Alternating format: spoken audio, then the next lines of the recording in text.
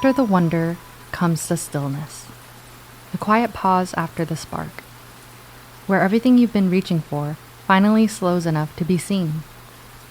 The world hasn't changed, but the way you move through it has. Your hands don't tremble from effort anymore. Your eyes adjust to the light. That's illumination. Not the kind that arrives in brilliance, but the kind that grows slowly. A steady glow that makes sense of what survived the dark.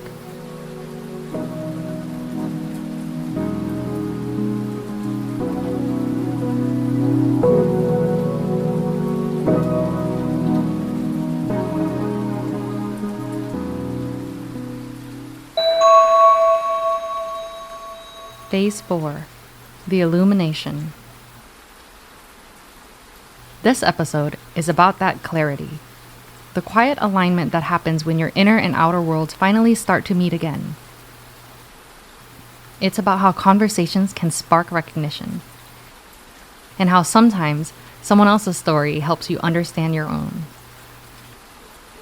I wanted to talk with Julia because she's in the middle of her own unfolding, rediscovering what creativity means, how to make space for wonder again, and how to hold both curiosity and change at the same time. Part 1. The moment of clarity. It didn't happen in some big cinematic moment. No revelation, no thunderclap, just light. Quiet, ordinary light. The kind that drifts in before you realize the day has started. I was halfway through a conversation about a project when I caught myself thinking differently. Less about how to fix things, more about how to understand them. Less pressure, more ease. Something had shifted. Not in the work, but in me. For years, I'd been trying to control everything I created. Every pixel, every meeting, every narrative about who I was supposed to be. But suddenly, I wasn't gripping so tightly anymore. I was watching, listening, letting things unfold without rushing to solve them. That wasn't detachment. It was trust. Trust that I'd built enough to hold on to what came next. Trust that clarity doesn't always need noise to announce itself. That trust made me realize something else. How easy it is to mistake comfort for peace. I'd built a place where I felt capable, even brilliant, but also safe. Too safe. For a long time, I thought stability meant success. But somewhere along the way, comfort became my ceiling. It dulled the edges that used to make me curious. It took leaving, even for a short trip, to see how still I'd been standing. How afraid I'd become of movement. Even when I knew I was meant for more. That was the real illumination. Not just seeing myself clearly, but realizing how much I dimmed to stay comfortable. That realization stayed with me. How the things that once felt certain can start to feel small once you've outgrown them. It wasn't anger or even disappointment, just awareness. Maybe that's what light does. It doesn't destroy the familiar. It just shows you where you've changed inside it. I kept thinking about how people find that same clarity in different ways. Through their work, through creativity, through quiet observation. And that's what led me to Julia. She is someone who lives in that space between curiosity and change. Someone exploring what it means to stay open when everything around you is evolving. I wanted to understand how she moves through that kind of light. The kind that doesn't arrive as certainty, but as an invitation.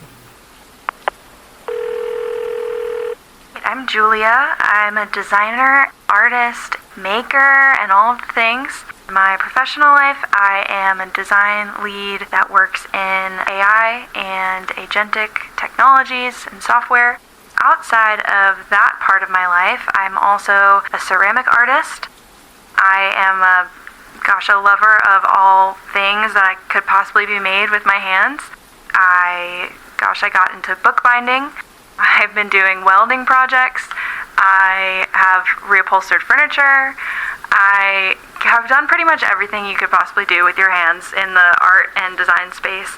I love building, making things, being a designer, being an artist, and that's really who I am in a lot of different ways.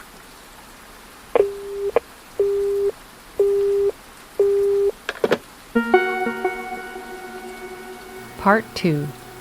Shared light. Light changes when it's shared, and so does understanding. We build things to learn with us: tools, systems, relationships. And in those reflections, they show us who we're becoming too. That's where this conversation begins, in the space between autonomy and trust, between creating intelligence and learning to let it reveal something back. So, what led you to work in AI? I probably have a pretty interesting answer to this one because for me, it was really the people. I ended up working in AI by accident. Originally, when I went to school, I was kind of deciding between whether I was going to be an engineer or an artist, which is probably pretty uncommon, but I think now, based on where I've landed, it makes a lot of sense. So I studied interdisciplinary engineering, studio art, human-centered design, mechanical engineering, pretty much everything you could do to kind of make stuff. I was trying to figure out where I could apply that, and that led me to tech and UX design. I got really into that, and that's what led me to work in software. And then about 2 years ago, I met some really amazing people, got to work with them, and that includes you. That was really what led me to work in AI, but that's also what's kept me here. Is it attracts very, very interesting people who are very passionate, and that is definitely why I ended up where I am. That's really fun. I really love that all the things that you did in the past directly relate to where you are now, which is so cool. What's the most interesting about designing for systems that can act or decide on their own? We are completely changing how we think about software and how we think about the tools that we use to do the things that we do on a daily basis. And that, to me, is the most exciting, when things are just different. If you use any of these new tools, it's very clear that it's very unique way of interacting with the world and with tools. That's the most interesting part for me, is to figure out, okay, we're changing the rules of the game. What do we as designers do with that? For me, it's just about entering a new space where a lot of ambiguity lies and just jumping in. Yes, I think it's really fun. We're like spearheading what it should be, which is such an exciting place to be as designers. Has working with intelligence that learns changed how you think about creativity or even yourself? Yeah, this is a great question. But I think it's made me value even more within myself my humanity and my creativity, because that's never going to be replicated by any sort of system. And I mean, who knows what the world has in store for us, but I really do think that the more into technology that we get as a society, the more we value humans and what we can create together. It's mostly changed how I think about creativity in myself, because it's made me value myself even more. I do think human-made things will not be able to be replicated.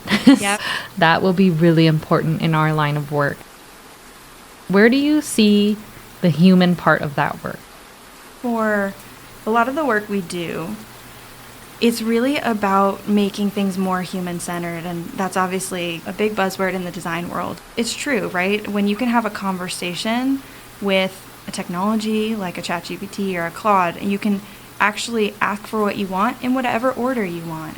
My favorite example is my best friend is one of the most creative people I've ever met. She has so many ideas all the time and wants to follow all these rabbit holes, and so she will just ask all the questions that she could ask, and it doesn't need to go in a particular order, right? She can just ask about all of her curiosities and just kind of follow it. And so I think having the technology mold to our lives as real people who do real things, that's where the humanity is. That's my hope. What reminds you that autonomy isn't only mechanical and that it's emotional too? When we talk about autonomy in terms of technology, that's where I feel a big responsibility in terms of being a designer, because we do get to determine what these things look like and how they act, and that's a big responsibility on our part. Autonomy is something that we talk about because if something's not human, it's not human, and we don't want it to be resembling as such. You know what I noticed? Yeah. I noticed that when I am, I guess, vibrating, I don't know what to call it, when I'm writing with AI, right? There are times where it gets it wrong it's all the time. All the time it's wrong, right? And I'll just be like, you are wrong. And I'm getting upset, and there's nothing I can do because I'm the emotional one and not the machine. The machine will just be like, you're totally right. Da, da, da. And then I'll be like, you're wrong. I know, and it's so funny that it stirs up such an emotional reaction, and it just goes to show how high our expectations are, right? That we expect this thing to understand I had the same thing yesterday. I spent like an hour and a half trying to work through a problem on a book binding project I was working on. And I was just like, why is this thing telling me that it's right and it's not seeing what I'm seeing? And gosh, yeah, just there's a whole emotional side to all of this and the interactions. Yeah, we definitely will have to explore that and what that looks like. When it feels like when I'm being emotional towards the machine is obviously a machine. It's not being emotional, but it doesn't pick up on that. Yep. So it's really interesting. It doesn't have the sentiment to be like, you are getting angry. So I think it's really interesting in the future when it starts to hold context, what it's going to look like. When you're designing for something that thinks independently, what does trust look like? If you meet someone on the street and they're a stranger, you're not going to hand them your cell phone. Yes. You're not going to trust them to watch your child. That's Fair. out of the question. Yes. But if you meet someone in a coffee shop, get lunch with them because you hit it off, you become friends, go to each other's events or whatever, you start to form a relationship over time, and that is built on trust. That is the same with our systems that we interact with, whether it's AI or software or even our car, right? People name their car. At first, you buy a new car, you don't really know how it works, and then eventually you settle into it. We are always forming relationships with technology, with everything around us, and trust in that regard just looks like a relationship over time that's built on different experiences that you have with this thing. If you're working with the technology and it does what you want it to do over and over and over again and it proves itself, so to speak, then that's what trust is, and that's built over time. Whereas if it does a lot of things wrong a lot, that's going to destroy your trust. And that's also ruined over time. Yes, that's such a good analogy. I didn't even think about it like that. Is there a moment when you realize you have to let go to believe that what you've built will grow without you? Yeah, I mean, I feel like what we've done with our team has been different than anything I've ever worked on before because we know when to let go and just let things happen. With an AI system, really, you build it with an intention and then you have to work with it. So I'm a ceramic artist. Clay is probably the best possible analogy you could use for most things, but it's a medium that responds. I'm not just I have a white piece of paper and I draw boxes and I'm completely in charge. When you're working with clay, it's a back and forth relationship. I'm going to push and it's going to push back at me. If it's spinning, I have to push inward and it'll move upward. It's a relationship. And so I think when you're designing for AI or this new technology that really operates differently, it's like that. It's a relationship with the medium. And I think that we are just starting to understand what that means, and I think our team has done a really good job of figuring out what that means for us. Why are your analogies so cool? I love analogies. I feel like our whole team loves analogies. I'm just like, where are these analogies coming from? I'm a visual learner, yes, so I can't wait to let everyone have these analogies so they can connect, because I feel like one of the hardest things about our job is explaining to other people what we do. And my mom to this day thinks I'm an interior designer. And I can't put into words what I do so that she can understand it. That's a Yeah. that's a great question, honestly. Do you have an answer if you're at a dinner party and someone asks you, what do you do? I just say I design software, and Yeah. they're like, Oh, so you're an engineer or you're a coder? and I'm like, no, I design what they build, but Yep. you were closer than interior design. I love it. I always hit them with, oh, I'm a designer. And they go, oh, what kind? And I go, AI. Yeah, Software. there you go. My cousins, I showed them my portfolio for the first time, and they had no idea what I did. So they were reading through it, and they were like mind blown. Like, what is that? So I think that was the first moment they were like, oh my God, this is what she does. Do you ever recognize yourself in that process, in the patterns of control, curiosity, and surrender? Absolutely. I'm not a perfectionist to a T, That's me. but a lot of people in my life are like that. I like to do things really well, but I do like to have control over stuff. And that is actually why I was so taken by ceramics when I first learned it, because it forces me to surrender. It forces me to just go with the flow in a way that is really good for me. For people who like control, to have a creative partner that, pushes against you in a different way, or to have your work itself be structured in a way that really pushes you outside your comfort zone, that has been a huge epiphany for me to understand myself better. I keep gravitating towards these mediums where I actually don't have full control, and I think that's really good for me. Working with AI systems, I'm not the person building these systems. I have to design with them. So it's very similar. I don't do well when I'm not a fine artist like you, Flora. I mean, Yes, you are. When I have a blank sheet of paper in front of me or a blank canvas, I freak out because it's too much. It's too overwhelming for me. Having that be more of a dance rather than total control, that's important to me. What has this work illuminated for you lately in your craft or in the way you move through these changes? I have most recently been thinking about myself as a designer in a very new way. And a lot of that is due to my work. I was not someone who grew up and said, I want to be a painter when I'm older, and that was all I did. Or, in the same regard, I want to be a doctor, and that's all I did. I gravitated towards certain things for certain reasons, and I didn't really think it through at the time. Recently, I've kind of taken a look at myself and been like, why do I like working in AI? Why do I like working in ceramics? Why do I pick up metalworking in my free time? Why do I, start all these different projects? And I think there's something in your innate nature that is more telling than you even understand at the time.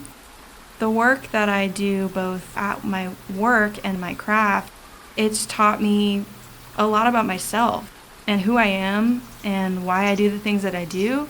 I learn more by observing myself than just trying to think about myself and think through things sometimes.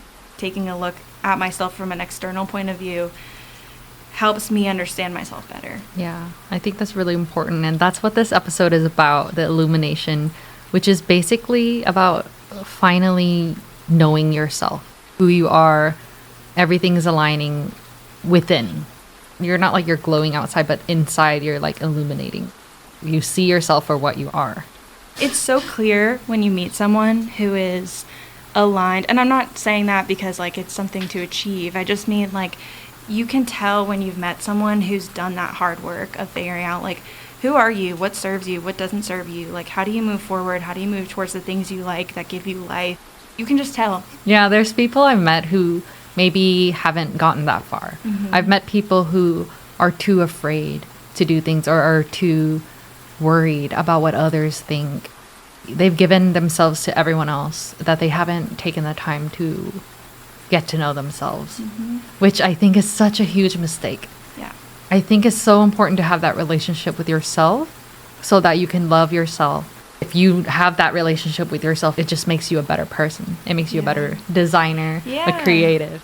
Everyone starts there too. I want to be clear about that because I think a lot of times we brand creative people as creative people and then everyone else is in this other category. And we were just talking about this, right? Everyone starts from a place of both fear and curiosity. And it's really about which one of those wins. Yes, Right? Which yes. one you let win. Like, do I want to be controlled by fear? Or do I want to be controlled by my curiosity? You have a choice. And I think each one of us does. And those people who have gotten to a place where they feel aligned with their creativity and they're living a life that they love have taken in that fear, acknowledged it, and just still moved forward anyway, Yeah. you know? It's not just fear or curiosity, but comfort too. So like I've Yeah. been too comfortable that it caused a stunt in my growth. And I just realized it now after 10 years. Part 3, the alignment. There's a quiet that follows illumination, a kind of calm that doesn't ask for answers, just awareness. It's the space where things begin to connect again, where what once felt divided finally starts to belong to the same whole. Work, art, curiosity, different languages of the same light. You mentioned you had a few really big realizations lately, so what have those looked or felt like for you? It has been an interesting couple months in a lot of different ways, especially in the way of taking a step back and looking at myself and my life and what I want and what I don't want.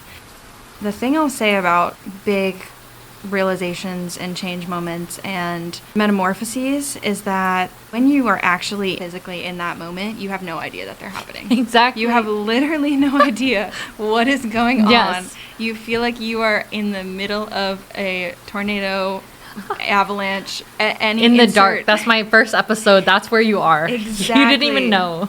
Exactly. And we always forget to tell that part of the story when we're telling tales about someone who overcame something. Like, Yeah. we forget to say that when you're in it, you feel like there is no light at the end of the tunnel and you don't know what's coming. And that's really what happens, and that's why you're able to get to a point. It's really confusing. It's really uncomfortable. Yes. It's really hard. Waking up and feeling anxious, waking up and feeling stressed, waking up and feeling all these different things. And everyone processes that differently. But because I like control and I like to have the answer, I think I get stressed and I get obsessed. And so I think about things over and over and over again. Me. Exactly. I hyperfixate. Exactly. I spent a lot of time in that space. And because I like to actively work through things, again, it's like kind of the me wanting to have control over my situation for better or for worse. I like throw myself at things. So I try everything. Try new art, try meditation, try writing, try walking, try like all these different things to just see like, is something going to reveal something new to me today? And through that process, I've had a lot of, again, self-understanding around like, what do I want? Who am I? Understanding myself as a whole person and not these divided parts. And also removing myself from what I think other people want from me or what other people might think. For me, it's really about what is my creative practice in its entirety. Yeah. And recently I've been really trying to avoid segmenting my creativity to, quote, hobbies. Yeah. I've been thinking about this a lot. A lot of people in my life will be like, You're so interesting. You have so many hobbies. and I'm like, yes, thank you. I appreciate that compliment. But I don't want them to be hobbies. They're not hobbies to me. Yeah. They're who you are. They're who I am. They're how I express myself. They're my creative practice as a designer, especially as a professional. This is all part of one whole. That's really been the big thing for me in the past, honestly, couple weeks. Is just seeing myself as one unified person and not marketable skills. There you go. There you go. Which is the next question that I was going to ask you. How did you start to see your life, your creative work, and your day-to-day as part of the same whole, which you've started touching on? There's a couple different things. Doing a lot of different exercises. So one of the things we've just been talking about is Debbie Millman has an amazing, I guess it's a course that she teaches, but you can listen to a podcast on it about, it's sort of like designing your own life, but really imagining yourself in a future state 10 years down the line. What is it that you truly, deeply in your soul want? And I think if you really sit with that and you identify what voices in your head are not yours, you start to understand what are the things that you really want. And so when I did that exercise, I haven't even finished it yet, but just when I meditated on that, I realized that I am one person, and that's kind of where I came to that conclusion, which is I want my life to be a lot of different things. I want to be able to jump between my projects and between my different creative practices, and that is who I am. I did an exercise of just basically like a self-branding exercise. I wrote from an external point of view. This is Julia. This is what she does. This is who she is. This is what she's known for. Mm-hmm. And when I wrote it that way, it made sense to me. If I try to explain that as me and myself and I say, I am this, I am that, there's all these things that get in the way, right? It's like, can I call myself an artist? Like, what is an artist? How dare I blah, blah, blah, right? All the voices that come up. Yeah. And so by writing it in a third person point of view, I realized, okay, actually, those things do go together. And that person is a whole person, and that isn't crazy that she does all these things. That's my favorite thing, which we talked about how I created this podcast and I wanted to shine a light on all these people who inspired me and sparked this life into my soul. And how when I interview people, I want to look at them collectively as one whole person and all the things that make up who they are, not just the design side of you, but you as an artist, you as a person, you as a friend, as a significant other, as a cousin, sister, whatever, daughter. Yeah. So that was really cool to see that you also saw yourself as a whole. Was there a moment when that understanding clicked, or did it unfold slowly? Both. That's probably how I would answer that. It's both. I think through any process of transformation, you wake up every day feeling different. Like one day you feel great, one day you feel terrible, one day you feel like crazy, another day you feel something else. Yeah. And that process is slow. Every day you get a little bit more and a little bit more and a little bit more. And then I think within that process, you have moments of clarity that just like dawn on you. And I don't know. I mean, I'm not a religious person, but I would say it's pretty spiritual in the way of it feels like it's given to you by, something in the world. How do you stay open when you're in the middle of this uncertainty? It's hard. It's hard. The urge to have the answer is so strong. Yes, especially as a designer. Yes.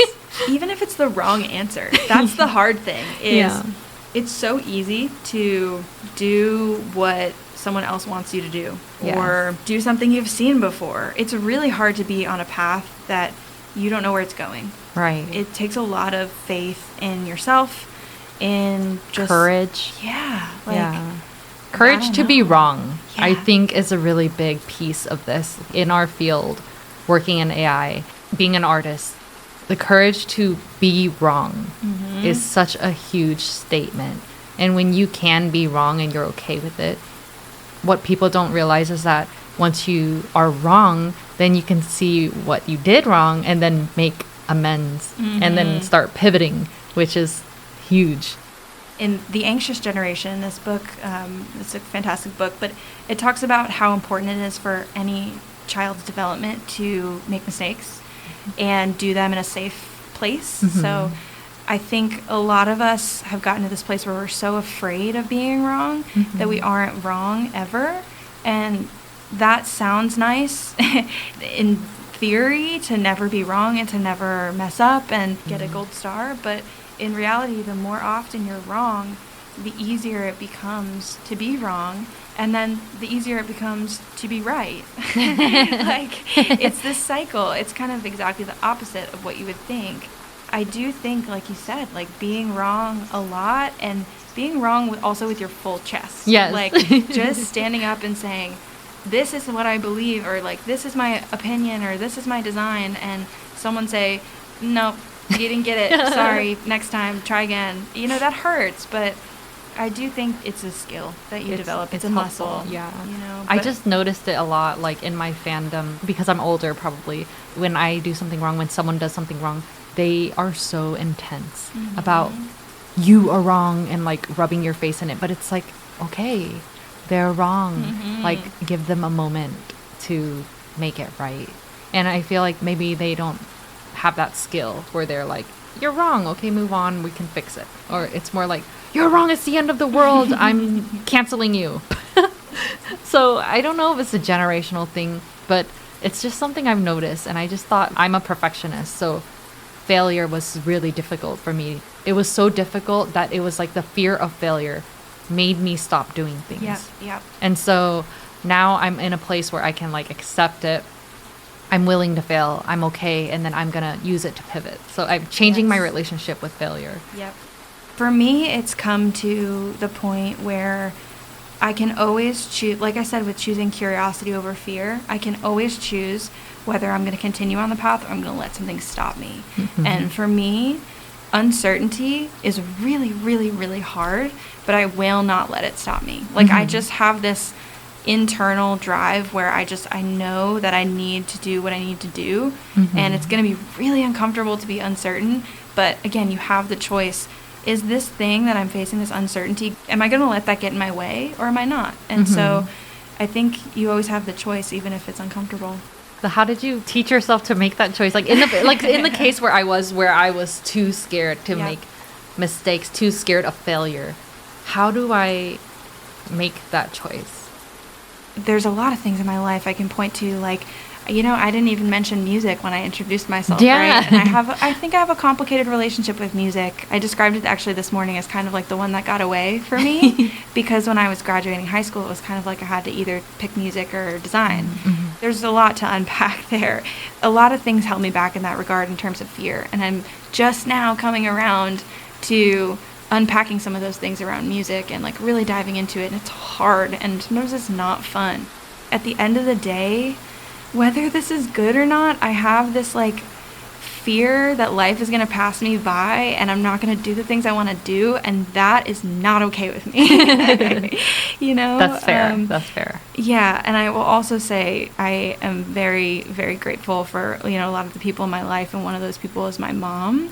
And she is like such a big influence on me, and she is tenacious. She has way more hobbies and interests than I do. So a lot of this I think comes from her too, of just like, going after life and just making the most of it. Part 4, Through the Light. Illumination doesn't ask you to stay still. It asks you to keep walking, to see what changes when you move through the light instead of standing in it. When you leave a moment of clarity, what follows you? I think when you have a moment of clarity, first of all, it feels great because usually it's hard-earned. You've done something really hard, you've been to a tough place, and then you end in a place where, okay, I get it, I understand, things feel good, you kind of settle into yourself. So I think there's pride in yourself. I worked for this, I got here, and this clarity is won by me. Once you get that clarity, moving forward with whatever you're doing, it's like you have this confidence. What you're doing with this podcast, right? You had an idea and it probably wasn't easy to come up with, I want to do a podcast. Like it probably took a while to be like, that's what I want to do. And then once you've got to that place, you had this energy behind it.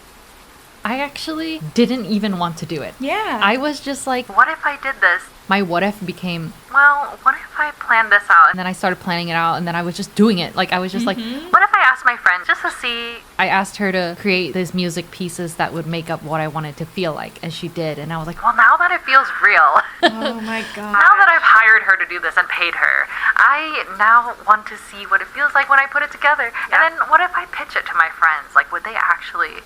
you guys were more excited about it than I was. So I was like, Well, maybe.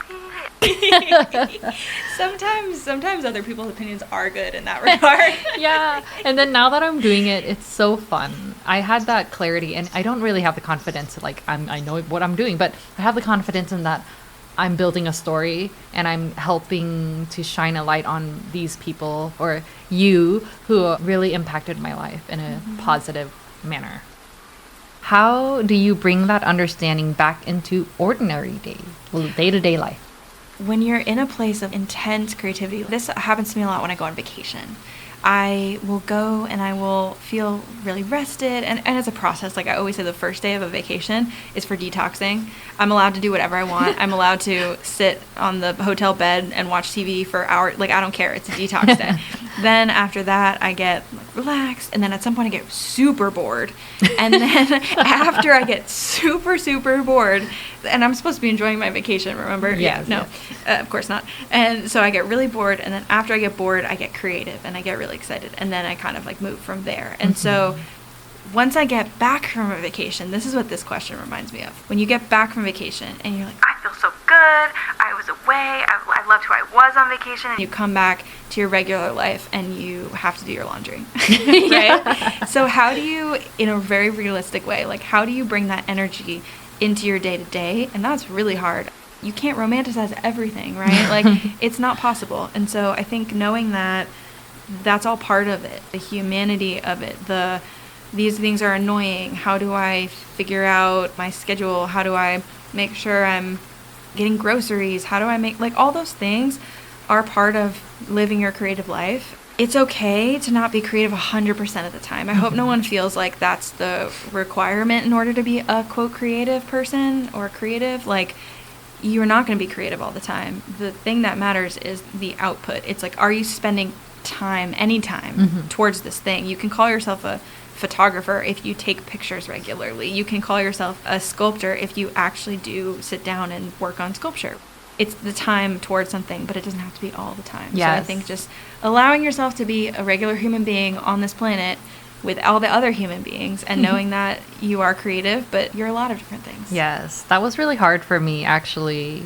A lot of people would consider me an artist, but for a long time, I didn't actually consider myself an artist because I was not practicing art. Even to this day, I'm not drawing, but I do practice art in different ways every single day in my life.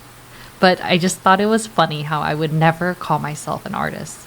But now I would, obviously. I am an artist. But like for a long time, I was like, I'm not an artist. I don't draw. Hard. It's so hard to get to a place where you feel comfortable saying that out loud. Yeah, it's weird. It really is.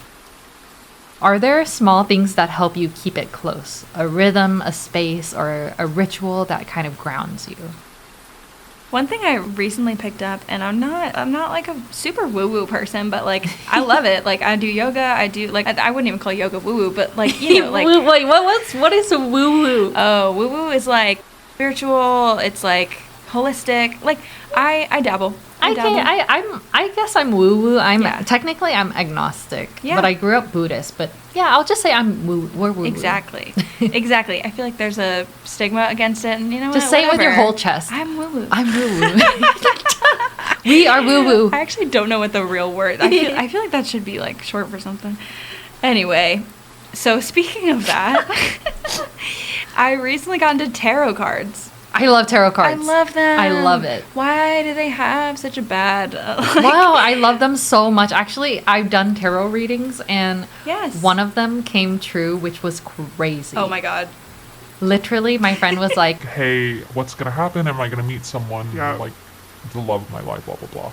And I had him pick a card, and I read it for him and everything. And it was like, yeah, you're going to meet someone, and, that's the love of your life, and you guys are going to get married, whatever. They actually got married. Oh my God. I was like, wow. I don't even know. It's crazy you say that because I think that's super common. And I don't know what I believe. I'm not even going to think so hard about it that I'm like, I believe that this is telling the truth, that this is what I don't care. It's fun. I don't care. It's fun, right? Like, why are we being like censoring ourselves about something that's I want to design a tarot deck one day. Oh, that'd be so cool. I think it'd be so fun. One of those rituals that I've taken up recently, honestly, is tarot cards. And the way I use them is I use them as like intention cards or something. I don't know. I feel like when I go to yoga, they sometimes give me them. You flip one over or you flip two. I like to do two, or you could do more than that. And basically it gives you something to meditate on. It like gives you a topic. And I like to say, okay, give me something that I should think about right now, or something I should be aware of, or something, right? And so I will get 2 cards, and usually I'll say, like, depending on what they are, they will either be a juxtaposition, like they're completely opposite cards, so I need to be thinking about the like opposing forces in my life, or it's like they are super similar, or one is like seems to be leading into the other one. And so I kind of like, it's almost like art history. It's like you look at these cards that are pieces of art and you say, what what meaning am I getting out of these Yeah. cards? Even if it's not true, it doesn't even matter. Fun. Oh my gosh. So I want to do that. Wait, that's so you should do fun. it. You should do it, and it's amazing. Where and, did you get that from? I went to this like intro to tarot thing with my mom, and we did tarot, and I was like, this is heck? fun. I'm just gonna get my own deck. I have Like, my own deck. Yeah. Yeah, and a booklet that comes because Okay. I don't know what it means, so the It's booklet great. helps me. But I want to do that. That sounds so fun. Yeah. I actually journal. I have these little index cards, and I won't let myself journal more than one index card That's so because fun. it needs to be short. It needs to be like 5 minutes, and that's it. Yes. And so I'll do that every day, pretty much. Such a cool tidbit that somebody could take Yeah. me that I can take and try to incorporate it into my life, because I think it is also cool to prompt yourself with an introspective topic, especially if you get lost in the sauce when it's like a blank slate and you're like, where do I start? Yeah, that now that you say that, I think, again, I'm not religious, but I do think that's probably what a lot of people do in terms of like studying religious texts, like on a regular basis. People have been doing this for thousands and thousands of years. I mean, I'm Jewish, so it's like this week in the Torah, like we read this portion and we like think about it, right? Yeah. So it's the same thing. It's just a So new way to do it. interesting. When everything speeds up again, how do you remember what the light revealed? Keeping things with you is hard. Life just happens, and it's really easy to get thrown back into the grind of things. So I probably have a piece of advice that I myself need to take up, which is, how do you snap yourself out of it? Can you have a space or an object or something that reminds you to be present or reminds you to focus on your art? And honestly, for me, I feel very lucky in this new space that we just moved into a year ago, that I have a small room in our house that is just for, it's like my studio. And I decorated it, like I put stuff up on the walls, I taped stuff to the walls, I put up pictures of my great-grandfather, my great-grandparents. He's very inspiring to me from an art perspective. He was a chemist and a sculptor. And he passed away when I was 2 years old, and everyone in my family says we're like our souls. You are him. Yeah, it's really crazy, really crazy. But I have a picture of him with his sculpture on my wall, and I have like this really nice lantern that's very soft, and it's just a space that I love. When things speed up, honestly, I try to literally put myself in that space, and I say, go in there for 15 minutes. Don't bring your phone in there.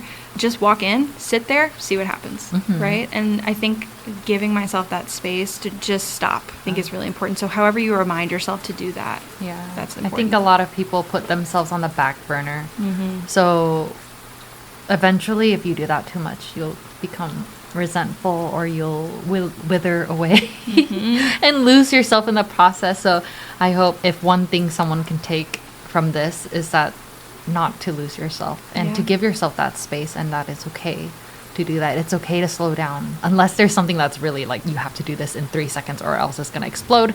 You can take a step back and just breathe and then go back into it. How do you keep trusting what you've learned even if you can't see it as clearly?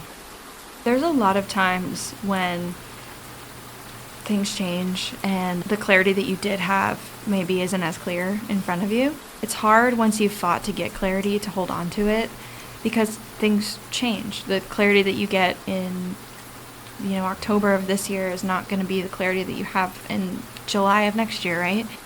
It's okay to have seasons in your life, and I don't mean that they need to be like fall, summer, winter, but to have your own like seasons of creativity, whether you're being more creative or less creative. And I don't even like saying that. The amount of time that you spend on these things, or maybe for the past 4 or 5 months I've just been focused on music, maybe then I'm focused on this other thing. Even when you don't maybe have the clarity of where you're going, just to put one foot in front of the other. I don't really know right in this moment where my creative pursuits are going to go. Personally, I'm kind of in this moment of I'm gaining more and more clarity every day, but I still don't know where I'm going, and that's kind of crazy to sit here and say, but it's true. Trusting yourself, and going back to what we said about knowing that you can go through hard things and that you will make it through, and kind of trusting your own strength there. I think you can learn to trust yourself and know that you are going to make it through, and you are going to come back to that thing that you wanted to come back to. I think a lot of times when I stop a creative part of my practice, I have this fear that I'm never going to pick it up again. It's going to be so hard to come back to, and I have this sense of urgency about it. And I think that I am actively trying to learn that that's not the case. I can always come back to anything as long as I'm honest with myself and nice to myself, and like give myself grace that, oh no, I couldn't do that in this season because this other thing was consuming me, and that's okay, know. Maybe that's all Illumination ever asks of us. Not to hold the light, but to keep moving through it. Before we close, I plan to end every guest conversation with a question that ties back to the phase we're in. A small reflection that connects their story to the light that we've been exploring. For this one, I wanted to ask, what does Illumination mean to you right now? Based on the conversation we've had, it really means to me that each person has their own light, and that seems kind of cheesy, but I really do think that you yourself are the only person that can dig into who you are and what you need and what brings you life. Self-illumination, like really letting this light come from inside of you, actually a lot like the lanterns we talked about. It can't be anyone else's light that's shining on you. It has to be your own.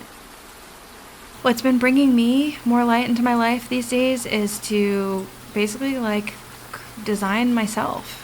As a creative person, I get to design that. We all do. Designing what you want your life to be brings light into your life because it allows you to do what you want to do, and then it makes you happy and it makes you have fun, and it just makes your life better. And sometimes it's not even that serious. It's just putting one foot in front of the other and just having fun where you want to. I agree. Outro, Illumination. The moon keeps changing, but it never loses its shape. Each phase is just another way of learning how to see. That's what this one has felt like. Illumination as a practice. Not a single moment of clarity, but a series of small recognitions. Each one teaching me how to move a little more honestly through the light. There's something steady about knowing the glow won't last forever, and something comforting in knowing it always returns, different each time, but still light. This was Phase 4, Illumination. I'm Vora. Thank you for listening to After the Moonlight. Until next time, keep moving through the light.